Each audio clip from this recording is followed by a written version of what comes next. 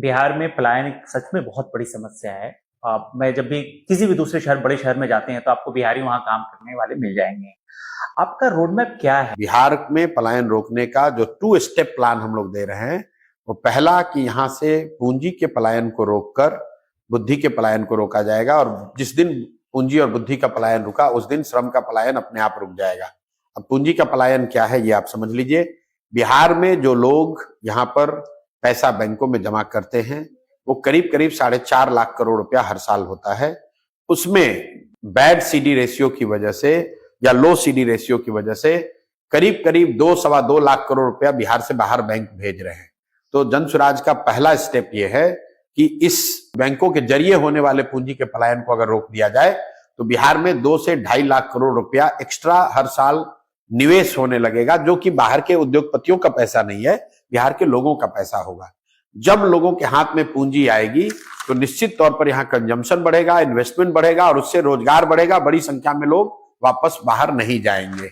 दूसरा जो हम लोगों ने कहा कि मनरेगा को हम लोग यहाँ कृषि से जोड़ना चाहते हैं, ताकि कृषि आधारित जो मजदूर हैं वो पंजाब और हरियाणा के खेतों में काम करने के बजाय बिहार के खेतों में काम करें।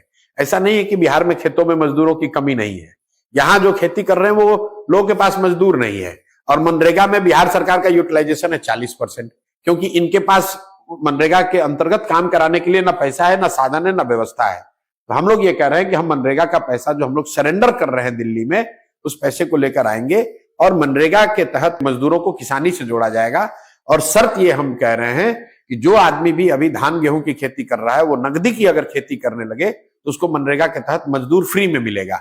इसका बहुत बड़ा फायदा ये होगा कि जो कृषि आधारित मजदूर हैं उनको यहीं पे रोजगार मिल जाएगा, पलायन नहीं करना पड़ेगा। दूसरा, मनरेगा में चोरी बंद हो जाएगी, क्योंकि जिस किसान को भी मजदूर मिलेगा उससे वो काम कराएगा।